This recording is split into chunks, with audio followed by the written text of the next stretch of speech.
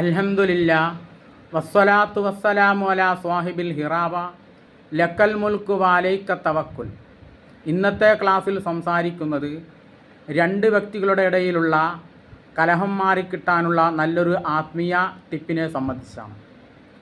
രണ്ടിൽ കൂടുതൽ വ്യക്തികളും പിണങ്ങി നിൽക്കുന്നുണ്ടെങ്കിൽ, കലഹിച്ചു നിൽക്കുന്നുണ്ടെങ്കിൽ നമുക്ക് ഈ ആത്മീയ ചികിത്സ നടത്താവുന്നതാണ്. ഏത് ആയത്താണ് അതിനു വേണ്ടി ഓതേണ്ടത്? ഇമാം യാഫിഈ റഹ്മത്തുള്ളാഹി അലൈഹി അതിനുവേണ്ടി ഓതേണ്ട ആയത്തിനെ നമുക്ക് പരിചയപ്പെടുത്തി തരുന്നുണ്ട്. മഹാനവകൾ പറയുന്നു, ഇന്ദമാ യതശാജറു ശഖ്സാനി, രണ്ട് വ്യക്തികൾ പിണങ്ങി നിൽക്കുന്ന അവസരത്തിൽ ഇദാ ഖറഅത്തൽ ആയത്ത ഇന്നാ ജഅൽനാ ഫീ അഅനാഖിഹിം അഗ്ലാലൻ ഹത്താ ലാ യുബ്സിറൂൻ. യാസീൻ സൂറത്തിലെ ഇന്നാ ജഅൽനാ ഫീ അഅനാഖിഹിം അഗ്ലാലൻ എന്നുള്ളത് ലാ യുബ്സിറൂൻ ഫഹും ലാ യുബ്സിറൂൻ വരെ ഓതിയാൽ യാസീൻ സൂറത്തിലെ 8-9 ആയത്തുകളാണത്.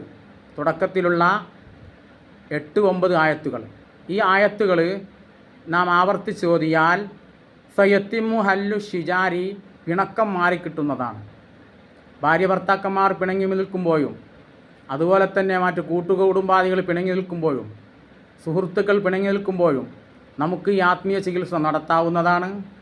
യാസീൻ സൂറത്തിലെ ഈ 8-9 ആയത്തുകളെ ബറക്കത്ത് കൊണ്ട് നമ്മുടെ ഇടയിലുള്ള എല്ലാ പിണക്കങ്ങളെയും കലഹങ്ങളെയും അള്ളാഹു മാറ്റിത്തരട്ടെ.